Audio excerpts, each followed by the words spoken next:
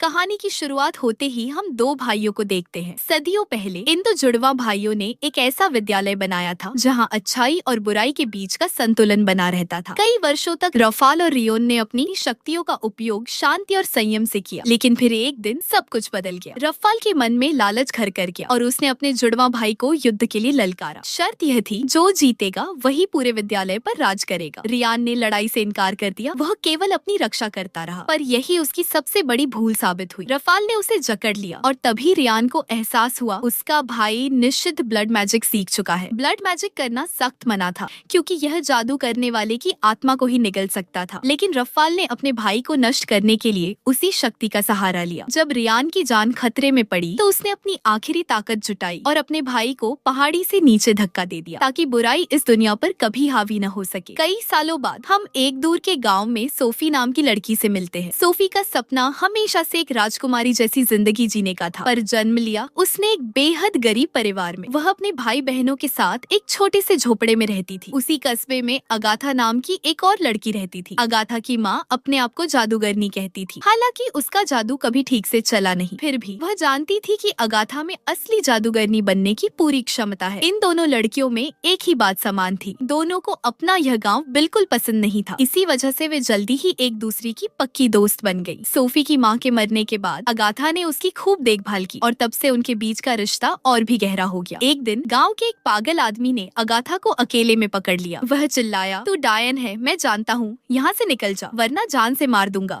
इतने में पीछे से सोफी आई और उसने एक तवे से उसके सिर पर जोरदार वार किया। आदमी बेहोश होकर गिर पड़ा और अगाथा की जान बच गई। उस शाम जब दोनों लाइब्रेरी पहुंची तो वहाँ उन्हें एक रहस्यमयी जादुई स्कूल के बारे में पता चला, जहाँ की जिंदगी आम लोगों से बिल्कुल अलग थी। लाइब्रेरियन ने बताया, 20 साल पहले लियोनोरा नाम की एक लड़की इसी गांव से एक रात अचानक गायब हो गई थी। कहते हैं उसे उसी स्कूल में ले जाया गया था, पर सच्चाई कोई नहीं जानता। यह सुनकर सोफी घर लौटी और उस स्कूल को एक चिट्ठी लिखी। खुद को उम्मीदवार बताते हुए कहा, मैं आपके स्कूल में दाखिला लेना चाहती हूँ। उसने वह चिट्ठी इच्छा पूरी करने वाले पेड़ पर छोड़ दी। कुछ दिनों बाद जब वह वापस लौटी तो उसने सोचा चिट्ठी अब तक उड़ चुकी होगी, लेकिन अफसोस वह वहीं रखी थी। तभी सोफी ने तय किया कि अब अपनी किस्मत खुद लिखनी होगी। उस रात उसने मन बना लिया, वह इस गांव से भाग जाएगी, देखेगी जिंदगी उसे कहाँ ले जाती है। लेकिन अगाथा को उसकी योजना का पता चल गया और वह उसे ढूंढते हुए वहाँ पहुँच गई। अचानक आसमान में लाल धुआं फैल गया और कुछ भूत सा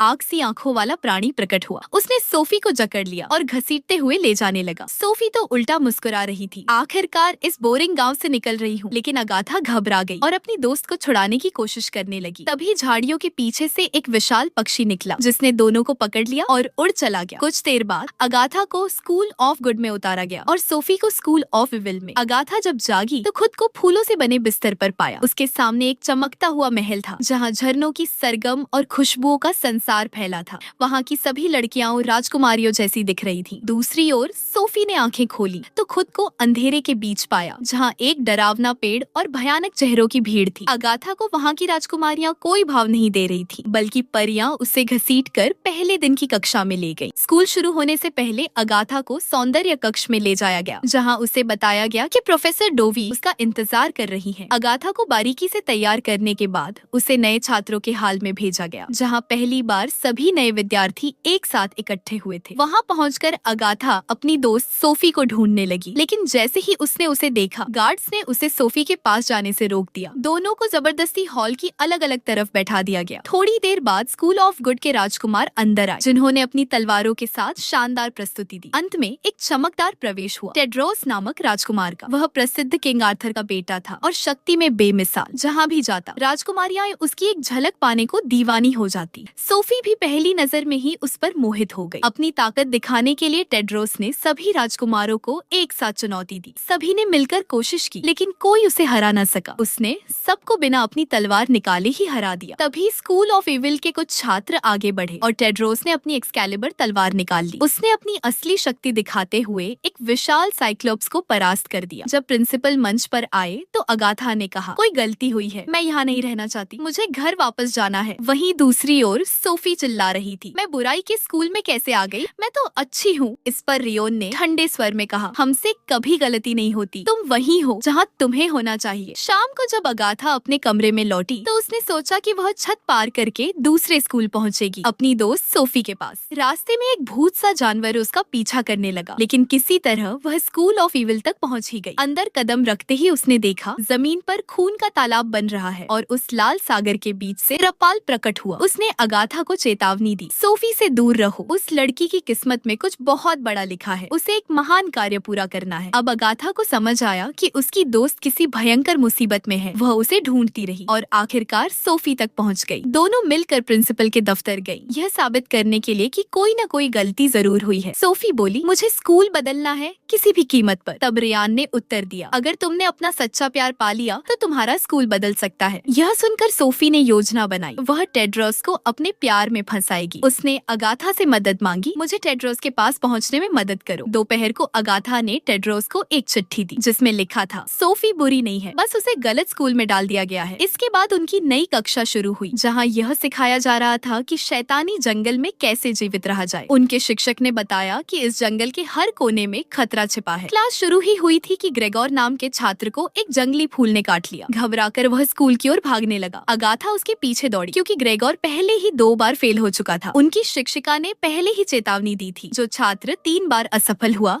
उसे भयानक सजा मिलेगी। लेकिन ग्रेगोर ने उस चेतावनी को गंभीरता से नहीं लिया। अचानक धुएं के काले बादल उस पर छा गए और बिजली की गर्जन के बीच वह गायब हो गया। दूसरी ओर अपनी कक्षा में सोफी का सामना एक डायन से हो गया, जिसके शरीर पर एक ड्रैगन टैटू बना था। उस डायन का नाम हेस्टर था। उसने अपने टैटू से असली ड्रैगन को बाहर निकाला और सोफी पर हमला कर दिया। सोफी खुद को बचाने की कोशिश करती रही, लेकिन तभी उसकी टीचर ने पुकारा, अपनी शक्ति को जगाओ, पलटवार करो। समस्या बस इतनी थी, सोफी को खुद ही नहीं पता था कि उसके भीतर कैसी शक्ति सो रही है। सोफी ने अपनी ऊर्जा को केंद्रित किया और जादू की एक तेज लहर ने चारों ओर से ड्रैगन को घेर लिया। ड्रैगन पर सैकड़ों जादुई मक्खियां टूट पड़ी, जिन्होंने उसे इस कदर काटा कि अब हेस्टर की जान खतरे में पड़ गई। उनकी प्रोफेसर लेडी लेसो तुरंत आगे आई और आदेश दिया, सोफी अभी के अभी इन मक्खियों को रोको। सोफी ने किसी तरह अपनी शक्ति संभाली और उन मक्खियों को रोक लिया। जैसे ही वे हवा में विलीन होने लगी, टीचर ने उनमें एक चेहरा उभरता देखा, रफाल का चेहरा। रफाल मुस्कुराया और बोला, बहुत अच्छा किया सोफी। उसके गायब होते ही लेडी लेसो ने सोफी को अलग कमरे में बुलाया। उन्होंने गंभीर स्वर में कहा, रफाल के पतन के बाद से बुराई कभी अच्छाई पर विजय नहीं पा सकी, लेकिन आज तुम्हारी शक्ति ने उसका ध्यान अपनी ओर खींच लिया है। इसका अर्थ साफ है, तुम गलत स्कूल में नहीं हो, तुम बुराई के लिए ही बनी हो। उन्होंने चेताया, जो हुआ उसके बारे में किसी को मत बताना, और अगर रफाल फिर दिखाई दे तो केवल मुझे बताना। अगले दिन अगाथा जब अपनी कक्षा में पहुंची तो उसने प्रोफेसर से पूछा, ग्रेगोर के साथ क्या हुआ? प्रोफेसर ने गहरी सांस लेते हुए कहा, ग्रेगोर को एक जादुई जीव में बदल दिया गया है। उन्होंने उदाहरण देते हुए कहा, इस नदी में कुछ ऐसी मछलियां रहती हैं जो किसी की भी इच्छा पूरी कर सकती हैं। जब छात्रों ने अपने हाथ पानी में डाले तो उनके मन की इच्छाएं पानी की सतह पर झिलमिलाने लगी। लेकिन जब अगाथा की बारी आई, सारी मछलियां उसके पास तैर आईं और अचानक पानी से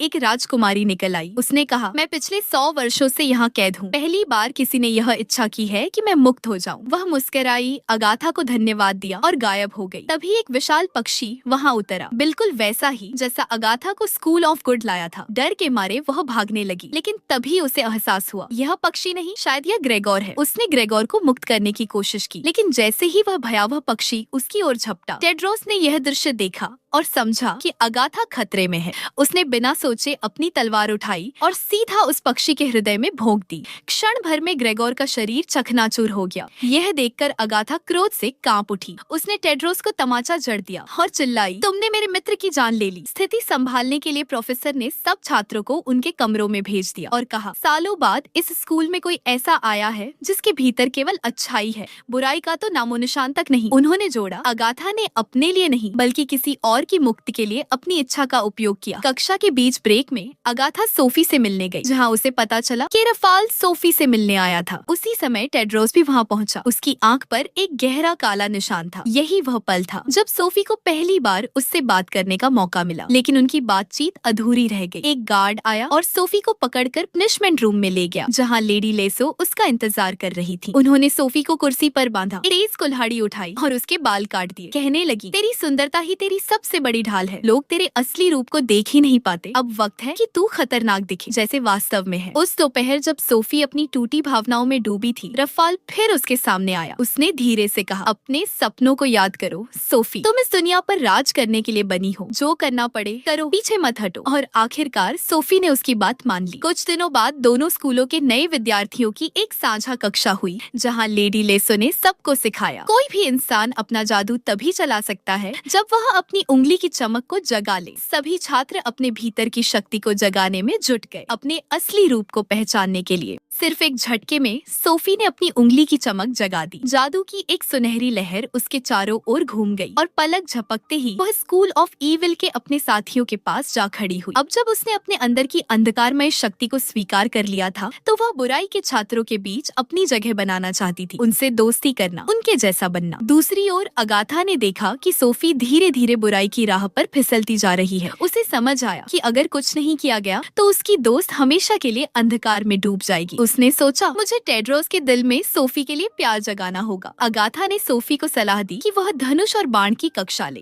कहानी के अनुसार केवल वही लोग सही निशाना लगा सकते हैं जिनके भीतर सच्ची अच्छाई होती है। लेकिन जब सोफी ने अगाथा की मदद से निशाना साधा तो उसका तीर सीधा निशाने पर जाकर लगा। सब दंग रह गए। टेड्रोस प्रभावित हुआ। वह मुस्कुराया और बोला, डांस नाइट पर मेरे साथ चलो। सोफी का चेहरा खिल उठा। लेकिन जब स्कूल ऑफ ईविल के छात्रों को यह खबर मिली तो दोनों स्कूलों के बीच हंगामा मच गया। बुराई वालों को बर्दाश्त नहीं हुआ कि उनकी एक लड़की अच्छाई के प्रिंस के साथ नाचेगी। कक्षाएं रुक गईं, गलियारे भर गए और दोनों पक्षों के विद्यार्थी आपस में भिड़ गए। आखिरकार शिक्षकों ने दखल दिया और मामला प्रिंसिपल के सामने पहुंचा। टेड्रोस ने निर्भीक होकर कहा, शायद यह सच्चा प्यार है। आप हमारे लिए कैसे तय कर सकते हैं कि यह गलत है? प्रिंसिपल ने गंभीर स्वर में उत्तर दिया, तो फिर इसे साबित करो। तुम दोनों को अलग अलग खतरनाक जंगल में भेजा जाएगा। अगर तुम्हारा प्यार सच्चा है तो सुबह तक एक दूसरे को ढूंढ लेना, लेकिन अगर डर लगे यह लाल रूमाल गिरा देना और तुम सुरक्षित स्थान पर पहुंच जाओगे। सूर्य डूबा और दोनों को जंगल के द्वार पर लाया गया। हवा में रहस्य घुला हुआ था। सोफी ने गहरी सांस ली और अंधकार में कदम रख दिया। अंदर जाते ही जंगल ने अपना असली रूप दिखाया। सोफी पर जादुई जंगली फूलों ने हमला कर दिया जो उसकी त्वचा को जलाने लगे। उसकी चीख हवा में गूंजी और दीवार के उस पार अगाथा का दिल कांप उठा। वह तुरंत एक सफेद कबूतर में बदल गई और उड़कर उस ओर पहुंच गई। अंधेरे में भागती हुई सोफी अचानक एक स्केयर क्रो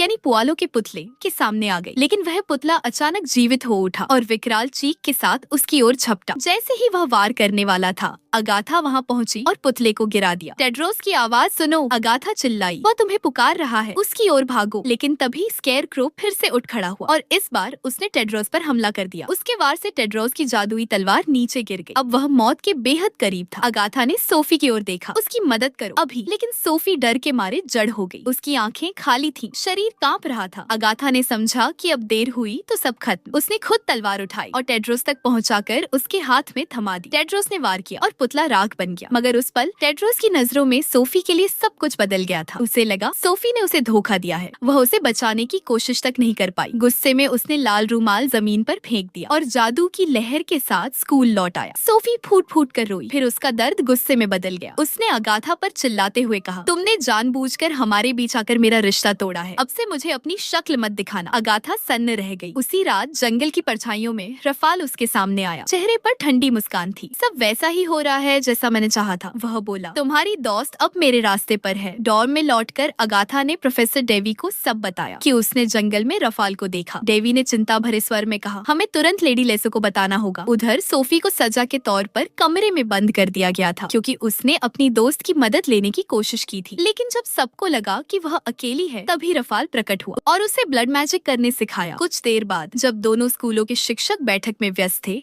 तो प्रिंसिपल रियान दौड़ते हुए आया। चेहरे पर घबराहट थी। सोफी गायब हो गई है। सभी टीचर अलग अलग दिशाओं में उसे ढूंढने निकल पड़े। इसी बीच अगाथा डांस हॉल में पहुंची। उम्मीद थी कि शायद वहां उसकी दोस्त मिले और वाकई सोफी वहीं थी। लेकिन जैसे ही लेडी लेसो ने उसे देखा, उनकी आंखें फैल गई। उन्होंने ठंडी आवाज में कहा, रफाल ने तुम्हें क्या कहा सोफी? तुम इस हद तक कैसे बदल गई हो? सोफी ने अपनी टीचर से कहा, मैं तुम्हारा राज जानती हूँ। रफाल ने उसे बताया था कि लेडी लेसो असल में वही लड़की है जो 20 साल पहले उनके गाँव से गायब हो गई थी। उसका असली नाम लियोनोरा था। वो एकांत में रहती थी, किताबों में डूबी हुई और सोफी की तरह बड़े सपने देखती थी। पर एक दिन रफाल की नजर उस पर पड़ी। उसे उस लड़की में वो अंधकार दिखा जिसे लियोनोरा खुद भी नहीं पहचानती थी। रफाल ने उसे बुराई के स्कूल में लाकर उसकी शक्तियों को बढ़ाना शुरू किया। तभी प्रोफेसर डेव वहाँ पहुँची और सबको पता चल गया कि सोफी ने रफाल से ब्लड मैजिक सीख लिया है। उधर अगाथा अपनी दोस्त को ढूंढते हुए टेड्रोस से मिली। राजकुमार ने कहा, जंगल में मेरी जान बचाने के लिए शुक्रिया। पहली बार किसी ने मेरे साथ ऐसे खड़ा होना चुना है। उस पल टेड्रोस को कहीं न कहीं अगाथा के लिए एहसास होने लगा था। अगाथा हैरान थी। उसने कहा, यह सही समय नहीं है। रफाल सोफी का इस्तेमाल कर दुनिया को तबाह करना चाहता है। तभी सोफी वहाँ आ पहुँची, एक नए डरावने रूप में। जब उसे पता चला कि टेड्रोस को अब अगाथा पसंद आने लगी है तो वो अंदर से टूट गई। उसे लगा अगाथा ने जानबूझकर उससे उसका प्यार छीन लिया है। उसने धमकी दी, मैं तुम्हें मिटा दूंगी। अगाथा। जैसे ही वो आगे बढ़ी, कई योद्धा अगाथा की रक्षा के लिए आ गए, लेकिन सोफी ने अपनी उंगली हिलाई और उनकी सारी तलवारें पिघल गईं। सोफी ने ऐलान किया, अब मैं अगाथा को खत्म कर दूंगी। अब वो इतनी शक्तिशाली हो चुकी थी कि उसने अपने सभी प्रोफेसरों को गुड़ियों में बदल दिया। टेड्रोस ने तय किया कि वो इस चुड़ैल से लड़ेगा, पर समस्या ये थी कि अच्छाई के लोग कभी पहला वार नहीं करते। अगर उन्होंने हमला किया तो वो खुद बुरे बन जाएंगे। ये जानकर अगाथा ने फैसला किया, वो इस युद्ध को अपनी शक्ति से रोकेगी, वरना उसके सारे दोस्त अंधकार में डूब जाएंगे। जब वे बुराई के स्कूल पहुँचे तो उन्होंने देखा सारे खलनायक नाच रहे थे, मजे कर रहे थे। राजकुमारों ने अपने तीर चढ़ा लिए। वे सोफी को खत्म करना चाहते थे, लेकिन जैसे ही उन्होंने तीर छोड़े वो फूलों में बदल गए। अब सब उलट गया। अच्छे लोग बुरे बन गए, बुरे लोग अच्छे। जादूगरनियों के डरावने वस्त्र अब सुंदर परिधानों में बदल गए।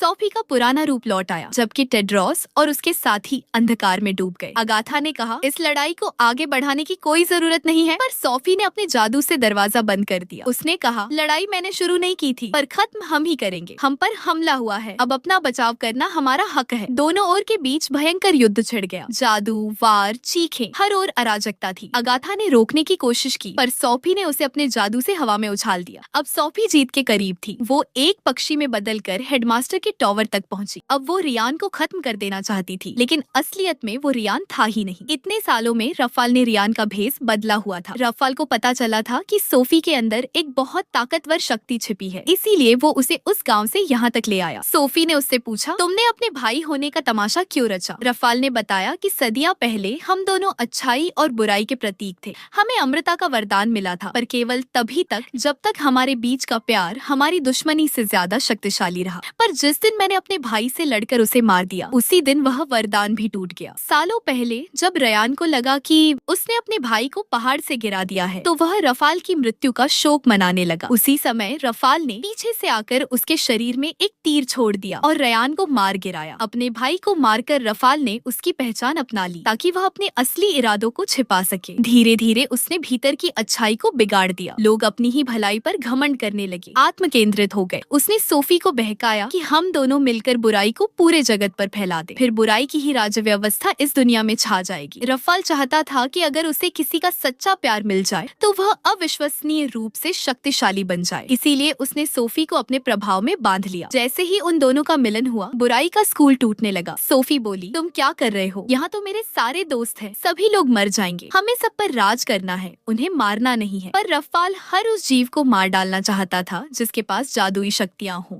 ताकि कोई भी उसकी शक्ति का मुकाबला न कर सके। पर सोफी ने यह सब नहीं सोचा था। हाँ, वह उन पर राज करने के बारे में सोचती थी, पर इतने कट्टर व विनाशकारी तरीके से नहीं। कई छात्र दबकर मर रहे थे। सोफी को एहसास हुआ कि उसके साथ भी धोखा हुआ है। तभी अचानक अगाथा वहाँ पहुँच गई। सोफी ने राहत की सांस ली, यह देखकर कि उसकी दोस्त जिंदा है। वह तुरंत भागकर अगाथा को गले लग गई। पर रफाल ने अगाथा से कहा, मेरी होने वाली पत्नी से दूर रहो। अगाथा ने जवाब दिया, जब तक मैं जिंदा हूँ तुम मेरी दोस्त को हासिल नहीं कर सकते। यह सुनकर रफाल ने फैसला किया, तुम जिंदा नहीं रहोगी। उसने अपने जादुई पंख से खुद बगैर सोचे समझे किताब जैसा कुछ खोल लिया और अगाथा को मारने की कोशिश की। तभी सोफी ने अगाथा को धक्का देकर उसकी जगह ले ली और वह लंबा आकार सीधे उसके दिल पर लगा। सोफी के इस बलिदान की ताकत से रफाल का किया हुआ जादू पलट गया। सब कुछ फिर से पहले जैसा होने लगा। विद्यालय की इमारतें दोबारा उठने लगी। यह देखकर रफाल भड़क उठा। उसी समय टेड्रोस चुपचाप टावर में घुस आया और रफाल पर हमला करने की कोशिश की, पर रफाल ने अपनी शक्ति से उसे वहीं रोक दिया और एक ही झटके में दूर फेंककर एक चट्टान से टकरा दिया। उसने टेड्रोस से कहा, अगर तुम्हारे जैसे आदमी ने उस तलवार से हमला किया होता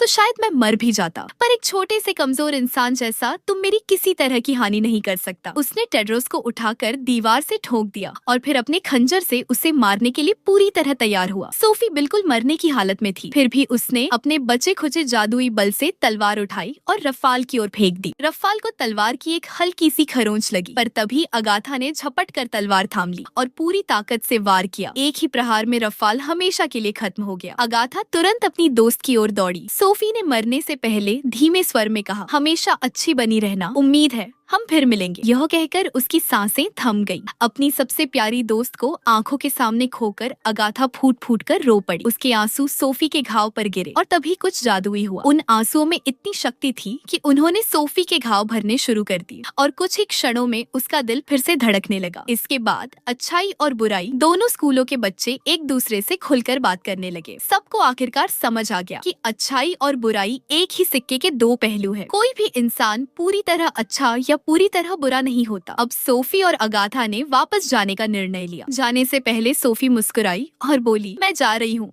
तुम यहीं रहो टेड्रोस के साथ। अगाथा ने आगे बढ़कर टेड्रोस को चूम लिया और कहा, अभी मैं अपनी दोस्त को अकेला नहीं छोड़ना चाहती, उम्मीद है हम फिर मिलेंगे। यह कहकर दोनों अपनी पुरानी साधारण सी बस्ती में लौट आई, जहाँ लोग अब भी उन्हें अजीब नजरों से देखते थे, पर अब वे पहले जैसी नहीं रही। उनके पास जादू की ताकत थी, आत्मविश्वास था और सबसे बढ़कर दोस्ती का बंधन था। और इसी खूबसूरत जादुई हैप्पी एंडिंग के साथ यह कहानी पूरी होती है।